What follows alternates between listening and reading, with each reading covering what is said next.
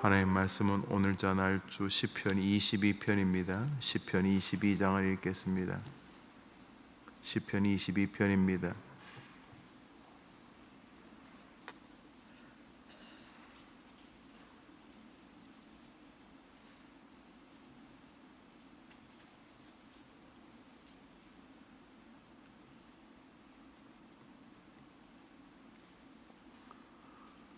우리 6절부터 우리 8절을 같이 읽습니다. 6절부터 8절입니다. 읽읍시다. 나는 벌레요 사람이 아니라 사람의 비방거리요 백성의 조롱거리니이다. 나를 보는 자는 다 나를 비웃으며 입술을 삐죽거리고 머리를 흔들며 말하되 그가 여호와께 의탁하니 구원하실 걸, 그를 기뻐하시니 건지실 걸 하나이다. 아멘. 여러분의 성도님들이 새벽 예배 나오면서 또 감사 예물을 기도의 소원을 담아 일천번제 헌금을 하나님께 드리셨습니다.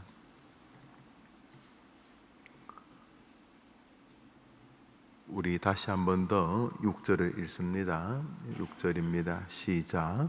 나는 벌레요 사람이 아니라 사람의 비방거리요 백성의 조롱거리니이다.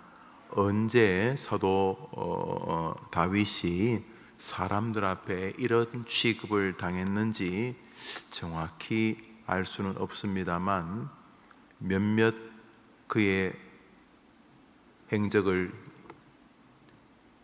되짚어 보면 임금 사울에게 쫓김을 당해 도망 다닐 때에 성소에 와서 제사장들이 먹는 성미를 구걸할 때에 사람들은 아니 사울도 문제가 있겠지만은 아니 어떻게 사람이 변변치 않으면 장인에게 저렇게 죽임을 당하면서 어려움을 겪겠는가? 손바닥도 마주쳐야 소리가 나는 것이지 사울도 뭐 잘했다 이렇게 말하기 어렵지만은 다윗도 뭐 문제가 있지 않겠는가 막 그러면서 사울과 함께 다윗을 죽이러 다니던 3천 5천 명의 사울의 부하들에게 아마 그렇게 취급을 당했을 수 있고 또 아들 압살롬이 반역을 일으켜서 다윗을 죽이려고 할 때에 압살롬의 지위가 다윗의 친아들이죠. 뭐 옛말에 권력은 부자지간도 나눌 수 없다 뭐 이렇게 말하기도 합니다만 다윗이 아들 압살롬에 의하여 예루살렘 궁을 버리고 도망갈 때에 다윗과 함께 동행했던 사람이 몇백 명 되지 않습니다. 아둘람 굴에서 함께 동지애를 가지면서 고와 애를 함께 했던 아둘람 굴 동지들 한 5, 600명 정도만 다윗과 동행을 했고 이스라엘 백성 99.9%가 그때도 이스라엘이 수백만 명이 되었을 테니까 수백만 명 중에 10,000명 그래도 수백분의 1이니까 0.0 몇 퍼센트일 텐데 600명이니까 뭐 99.9%는 압살롬을 지지했습니다. 이 압살롬은 반역을 떠나 보통 사람이 아닌 것은 확실합니다. 살아있는 전설 다윗은 뭐 그런 별명으로 불려도 부족함이 없는 인물 아닙니까? 이스라엘을 건진 민족의 영웅이니까 우리로 말하면 뭐 박정희, 이승만, 김구 뭐 김대중, 김영삼, 노무현 뭐 장단점이 다 있는 대통령이겠습니다만 하여튼 그 양반들 다 잘난 거를 다 끌어모은 지도자보다도 더 탁월했던 사람이 다윗일 텐데, 다윗을 상대로 쿠데타를 일으켰을 때 국민들 99.9%가 압살롬을 지지하게 만들었으니 이 사람의 그 정무적, 정치적 능력은 가히 기적 신비라고 해도 과언이 아닐 만큼 압살롬이 탁월하게 백성들의 마음을 훔쳤던 것이죠. 그런데 그때 다윗이 도망 다닐 때에 주변의 많은 사람들이 다윗을 아마 이래 부르지 않았겠는가. 아니, 야, 다윗도 날개 다 떨어졌네. 야, 아니 뭐 압살롬이 그 아버지를 대상으로 아버지 목을 베겠다고 쿠데타를 일으킨 것도 문제지만은, 아니 아버지가 얼마나 시원찮으면 자식이 쿠데타를 일으키고 자식을 피해 도망을 가고, 더군다나 민심이 천심이라는데 국민들 거의 100%가 다윗을 버린 것은 다윗도 뭐 문제가 있는 것 아닌가, 뭐 이렇게 그때 이제 다윗이 수많은 사람들이 자기를 향하여 비난할 때에 아마 이렇게 하나님 앞에 절규하지 않았겠는가. 6절부터 다시 한 번 더 우리 8절까지 읽습니다. 시작. 나는 벌레요 사람이 아니라 사람의 비방거리요 백성의 조롱거리니이다. 나를 보는 자는 다 나를 비웃으며 입술을 삐죽거리고 머리를 흔들며 말하되 그가 여호와께 의탁하니 구원하실 걸, 그를 기뻐하시니 건지실 걸 하나이다. 8절은 뭐 하나님을 의탁하니까 하나님이 구원하실 걸, 건지실 걸 한다는 말인데, 말은 저러지만 워드 프레이즈 이중 언어입니다. 비아냥입니다. 아이고 하나님이 건진다고, 아이고 잘도 건지겠다, 뭐 이런 내용입니다. 비아냥입니다. 야유와 조롱입니다. 우리 밑으로 더 내려오셔서 11절을 읽습니다. 11절을 읽습니다. 읽읍시다. 시작. 나를 멀리하지 마옵소서. 환난이 가까우나 도울 자 없나이다. 전체적인 배경 안에서 보면 이게 다윗이 지었을까 싶을 만큼 무척이나 인생에 곤경에 빠져 있습니다. 곤경에 빠져 있을 때 이 다윗의 정신 안에 있는 것이 나는 벌레와 같은 존재입니다. 나는 조롱을 받는 대상입니다. 사람들이 나를 조롱합니다. 하나님이여, 내게 환난이 아주 가까이 왔으니 나를 하나님밖에는 도울 자가 없습니다 라고 하나님께 간구하고 있습니다. 여기 비아냥이나 냉소나 하나님을 향한 어떤 야유나 절망이 있지 아니하고 절규, 간구, 낮아짐, 겸비함이 있습니다. 나는 벌레입니다 라고 이렇게 부르짖는 모습 말입니다. 우리가 살다 보면은 믿음 생활하면서 사자처럼 담대하고 뭐 죽으면 죽으리다 하면서 막 죽음조차 극복할 만한 그런 탁월한 영성이 빛나는 신앙의 아주 골든벨을 울리는 그런 시절이 있는가 하면, 믿음 생활 가운데는 스스로의 한계 때문인지 혹은 알지 못한 고난 때문인지 어려움의 시절, 오늘 다윗이 말하고 있는 이런 환경의 시절도 분명히 있습니다. 어디 다윗만 그렇겠습니까? 우리의 생애 가운데 고와 낙이 있지 않습니까? 오르막이 있고 내리막이 있지 않습니까? 문제는 인생의 고난의 시절을 지날 때 어떻게 해야 하는가 하는 것입니다. 다윗은 사람들이 자기를 비난할 때 내가 왜, 나 대단한 사람이야, 이럴 만도 한데, 하나님, 나는 생각해보니 벌레와 같은 존재입니다. 하나님, 사람들이 비아냥거리는데 가만히 보니 나도 별 볼 일 없는 인간 아닙니까? 나 할 수 있어, 이런 구절이 아니라 하나님 밖에는 도울 자가 없나이다, 이렇게 말한 말이죠. 고난을 지날 때 하나님께서 은혜를 베푸시는 사람, 하나님이 은혜를 베푸시는 사람 다윗에게서 우리 보여지는 태도가 놀랍게도 그 뒤 거의 1000년 뒤에 오는 바울에게서도 보여집니다. 오늘자 날주 로마서 7장입니다. 로마서 7장입니다. 로마서 7장입니다.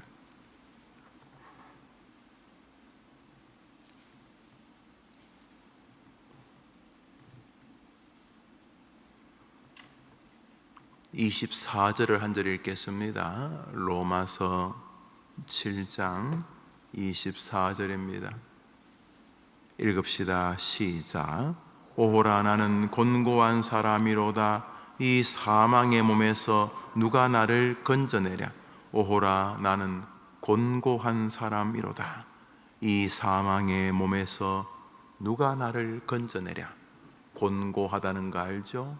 허무하고 연약하고 어디로 가야 될지 길을 잃어버리는 인생. 오늘 바울이 뭐라 그러냐 하면, 내가 어느 날 내 안을 가만히 보았다. 사람들은 자기 보는 것보다 남을 많이 보지 않습니까? 자기 말에 상처받기보다 남의 말에 상처받고, 자기 댐댐이 점수 매기기보다 남 점수 매기기 바쁘게 하루를 살지 않습니까? 그런데 이 바울이, 이 하나님의 사람한 바울이 어느 날 자기를 가만히 이렇게 본 듯합니다. 자기를 가만히 보면서 사람들 앞에 목사니까 강단에 서서 설교도 하고 담대하게 뭘 하지 않았겠습니까? 그리고 강단 아래 내려와서 곰곰이 자기를 보니까 이 이중성, 이 맞지 않은 옷을 입은 듯한, 하나님 앞에서 물론 다메섹에서 주님을 체험하고 주님의 은혜를 입은 다음에 주님이 자기를 불렀다는 분명한 소명의식을 가지고 살아가고 있지만은, 동시에 가만히 자기 내면을 보니까 마가 하나 그거 감당하지 못하고 마가 때문에 바나바와 싸우고 이런 모습을 보면서 자기 자신에게서도 죄와 연약함과 악을 본 것입니다. 그래서 자기 안에 하나님을 믿는 믿음이 없는 건 아니지만, 동시에 죄에 사로잡힌 인간 바울, 인간 한 죄인의 모습도 자기에게 있는 것입니다. 한쪽을 애서 감추면서 나 대단한 목사야, 나 대단한 성도야, 그럴 수도 있겠지만은 이 바울이 가만히 보면서, 하나님, 내가 이방인의 사도로 부름을 받아 주님의 일을 하기는 하지만은 내가 나를 보니, 야, 나는 진짜 앞에서 이렇게 총 나간다, 칼 나간다, 이렇게 설교할 인간이 아닙니다. 하나님, 나는 정말 곤고한 인간입니다. 주님, 나를 볼 때 정말 비웃으시지 않으시겠습니까? 주님, 너무 면목이 없습니다. 오라, 나는 곤고한 사람이로다. 이 사망의 몸에서 누가 나를 건져내려 하는 건 절규 아닙니까? 저거를 어떤 사람이 읽고 자랑이라고 부를 수 있겠습니까? 저 구절을 어떤 사람이 읽고 용기, 자신의 연약함을 고백한다는 거에 용기지만은, 저걸 보고 누가 나 대단한 사람이다, 저걸 담대함이라고 부르겠습니까? 저것은 마치 자기보다 1000년 전에 왔던 다윗 같은 모습 아닙니까? 아, 나는 벌레입니다 하는 이 모습 말입니다.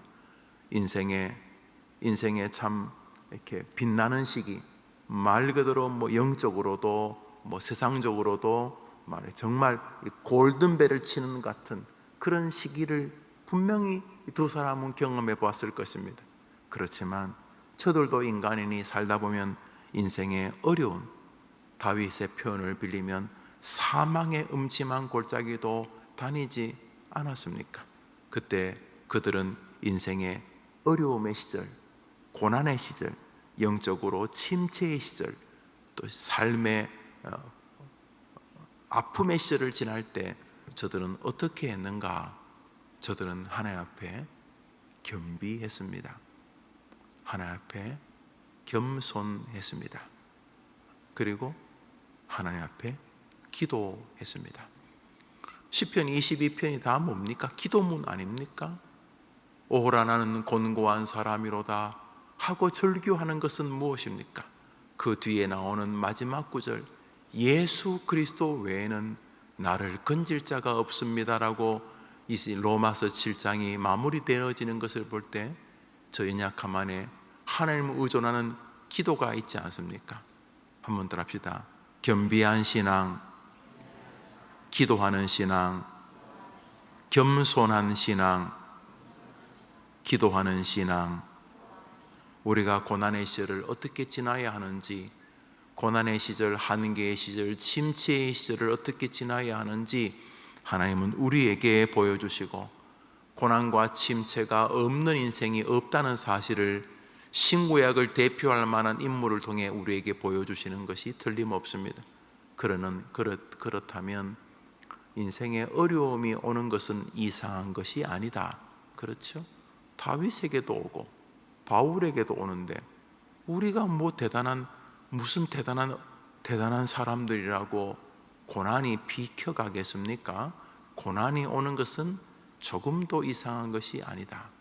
문제는 고난이 왔을 때 어떻게 하는 것인가가 오늘 본문이 우리에게 보여주는 것이 될 것입니다.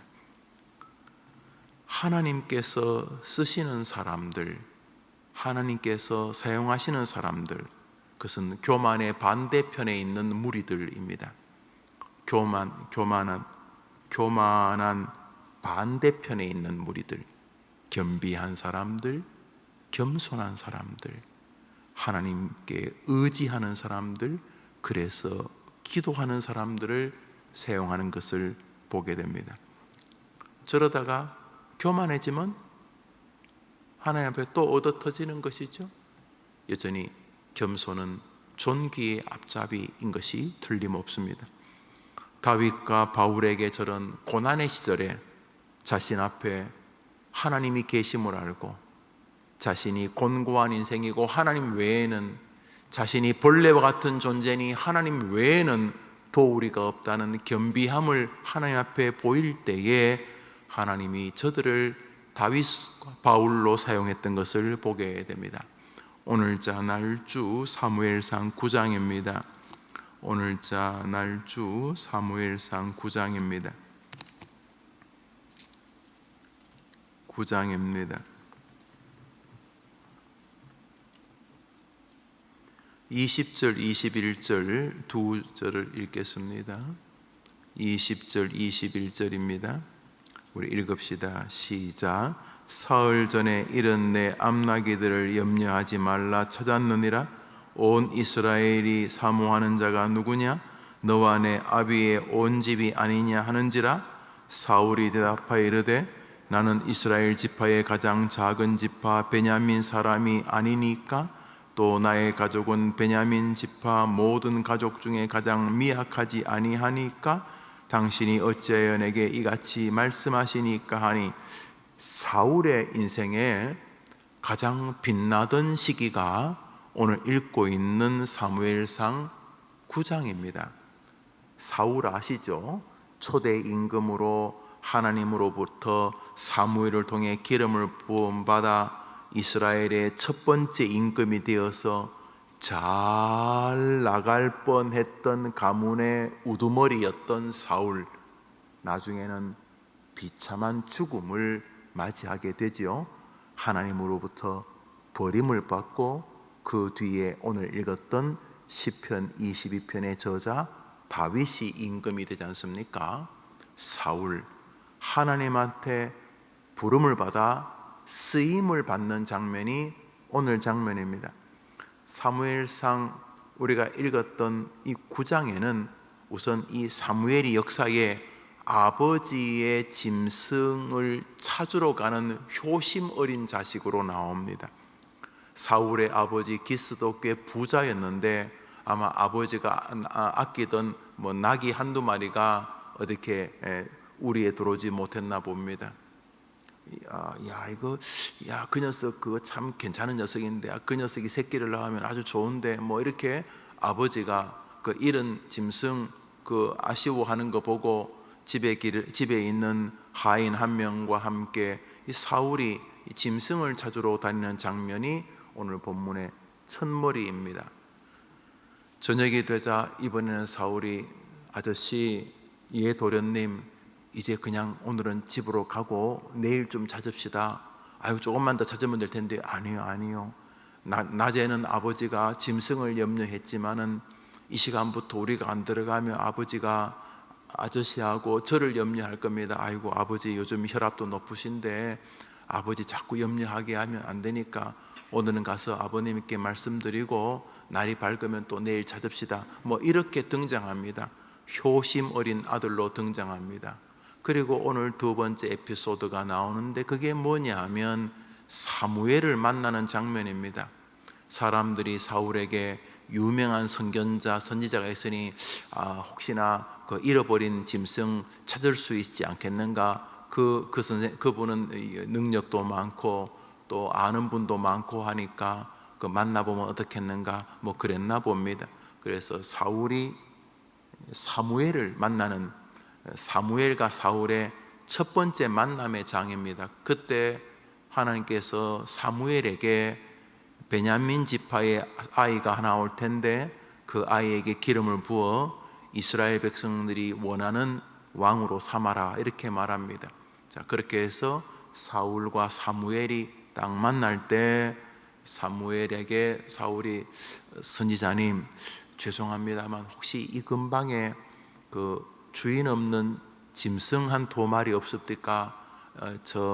저희 아버님의 것인데 아이고 아버님이 그 귀하게 기르던 녀석들이어서 그 아버님 좀 걱정이 좀 많으신데 혹시 선자님 아십니까? 걱정하지 마라 내가 다 찾으라고 했다 이렇게 말한 다음에 나오는 말이 너가 온 이스라엘 백성들이 찾는 바로 그 사람이다.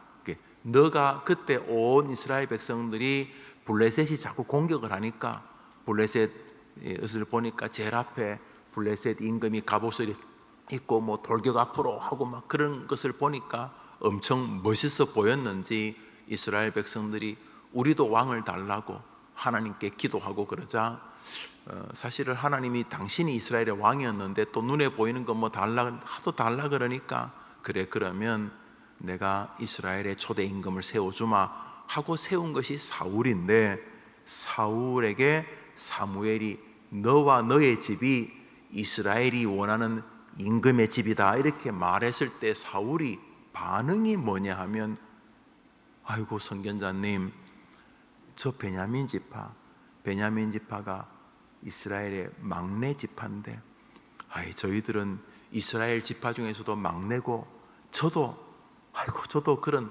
임금감이 아닙니다 라고 하는 장면이 오늘 본문에 등장을 합니다. 성경은 겸손은 존귀의 앞잡이라고 말하고 있는 것입니다. 목사가 해림교회 담임 목사가 망하면 교만과 상관이 있을 것입니다. 여러분이 사랑하는 자녀들이 가족들이 하나님 앞에 세상으로부터 매를 맞게 되면은 그것은 교만과 깊은 상관이 있을 것입니다. 성경이 그렇게 말하니 동시에 교만이나 인생의 어리석음으로 인하여 하나님으로부터 세상으로부터 징계를 받을 때에 다윗과 바울의 전술은 우리를 다시 하나님 앞에 세우는 방식이 될 것입니다. 그것은 겸손함인 것입니다. 주님, 나 뭐 좀 대단한 줄 알았는데 아니었습니다. 그건 전적으로 하나님의 은혜로 내가 지금까지 전쟁을 승리했고, 하나님의 은혜로 내가 설교하러 다니고 이방인에게 복음을 증거하고 사람들이 주께로 돌아온 거지, 하나님이 안 도와주셨다면 그 전쟁에서 나는 승리할 수 없을 것이고, 다윗이 나는 그 많은 사람들에게 복음을 증거할 수 없었을 것입니다. 나의 나 된 것은 하나님의 은혜의 결과였지 나의 개인기의 능력이 아니었습니다. 하나님, 나는 여전히 곤고한 사람입니다. 나는 여전히 벌레와 같은 인생입니다. 하나님, 저를 불쌍히 여겨 주시옵소서. 이것이 오늘 시편 22편 아닙니까? 오늘 로마서 7장의 말씀이 아닙니까? 사울이 기름 부음 받아 이스라엘의 초대 임금이 될 때 그에게 겸손함은 하나님 앞에 쓰임 받는 아주 중요한 도구였습니다. 오늘 홀로 있을 때도, 다른 타자와 함께 있을 때에도, 신자들과 교제할 때에도, 불신자들과 교제할 때에도 하나님 앞에서 가장 지혜로운 사람, 겸비한 사람, 기도하는 사람, 겸손한 사람, 기도하는 사람으로 산다면 굳이 세상으로부터 그렇게 인정받으려고 안 하셔도 최고로 인정해 주면 될 하나님이 여러분의 손을 들어주실 줄 믿으시기를 바랍니다. 그러므로 얘야 기죽지 마라 이렇게 말하기보단 얘야 겸손한 것은 너를 복되게 하는 것이란다. 가르치는 부모가 훨씬 더 자식을 사랑하는 부모일 것입니다. 야, 싸우면 지면 안 돼. 너 사람들한테 만만하게 보이지 마. 너 대단한 사람이야.